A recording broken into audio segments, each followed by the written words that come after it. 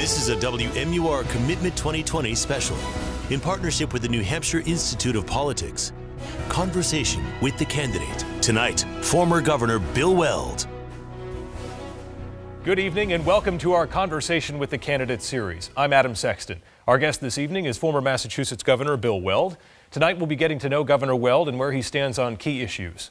At the start of our show, I'll be asking the candidate some questions, and then after a break we'll have our studio audience ask their questions in a town hall format. But before we begin with that, let's take a quick look at the candidate's biography. Bill Weld was born in Smithtown, New York in 1945, graduated from Harvard in 1966 before studying economics at University College, Oxford. He later got his law degree from Harvard as well. Weld was a lawyer with a private practice in Boston before getting hired by the House Impeachment Committee to research the legal grounds for impeachment during the Watergate scandal. In 1981, President Reagan appointed Weld as the U.S. Attorney for the District of Massachusetts, and he later served as the Assistant U.S. Attorney General for the Criminal Division. Weld was elected Governor of Massachusetts in 1990 and re-elected in 1994. In 1996, he ran unsuccessfully as a Republican for the U.S. Senate against John Kerry and for Governor of New York in 2005, but he didn't earn that nomination. In 2016, Weld won the Libertarian Party's nomination for Vice President of the United States, appearing on that ticket with Gary Johnson. Weld and his wife live in Canton, Massachusetts. He has 5 children and 3 stepchildren. Governor Weld, thank you so much for joining us tonight on Conversation with the Candidate. And 8 grandchildren, Okay, we should add that in there too. You face this question a lot, but it's an important one. As we just saw, you were the Libertarian nominee for Vice President in 2016. Now you're exploring a run for President as a Republican. Why should GOP voters trust that your return to the Republican Party is genuine? Well, my principles and beliefs have never changed. I've been a Republican since I was 18 years old. I had a couple of years with the Libertarians. I've always been a Republican on the liberty side of the party, but I've always self-identified as a member of the party of Lincoln. My first job was with a New York U.S. Senator, Jack Javits, and those were the days. I mean, it was great to be a Republican or a Democrat in Washington. People worked together, but I'm the same guy I always was, so there's really no difference.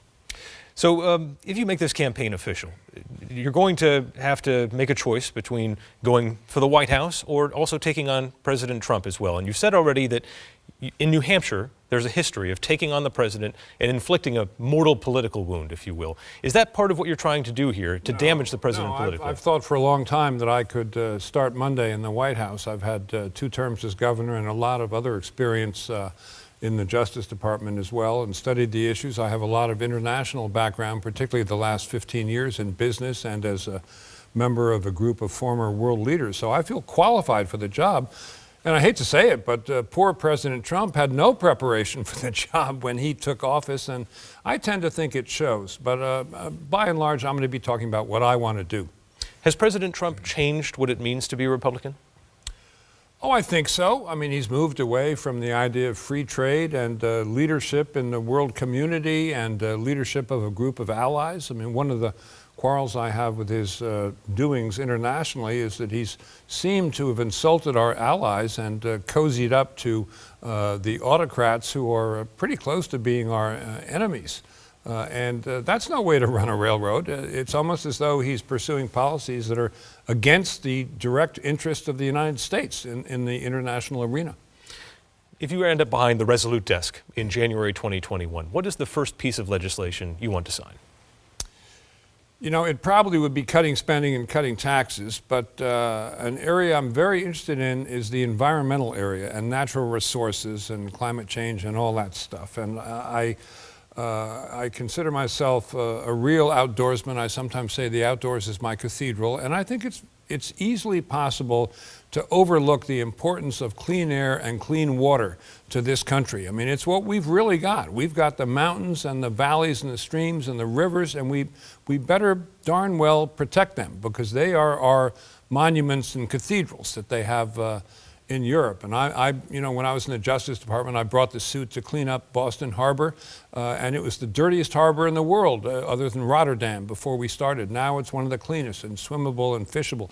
That sort of thing is very important to me, and I think it should be to New Hampshire. You don't want all the snow off the White Mountains, but when the polar ice cap melts, that's going to happen unless we take steps. So would you rejoin the Paris Climate Accord? Absolutely, in a heartbeat. That would be near day one material. So would joining the Trans-Pacific Partnership, which President Trump thought during his campaign would be a failure because it would be dominated by China. He didn't even know that China wasn't going to be a member, and the whole argument for the Trans-Pacific Partnership was to have a beachhead with 12 other nations in Asia where China would not be dominant.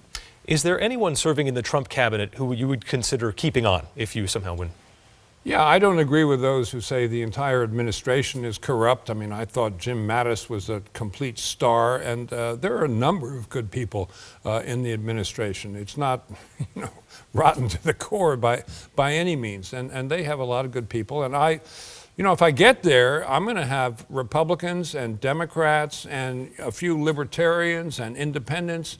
When I was in the Justice Department and when I was governor, I tended not to ask people what party they were before I hired them. I just looked for the ability.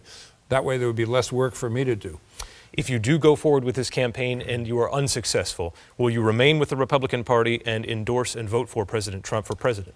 I think that's not likely. Really, my differences with the president, both domestically and internationally, are too profound for that. I'm not saying I'd go with the Democrat, but I'd be very unlikely to endorse this president. Okay, Governor Weld, thank you for answering these questions. We're Thank now you, going to Adam. face the really tough ones from Right. the town hall audience. Stay with us. We'll be back after the break.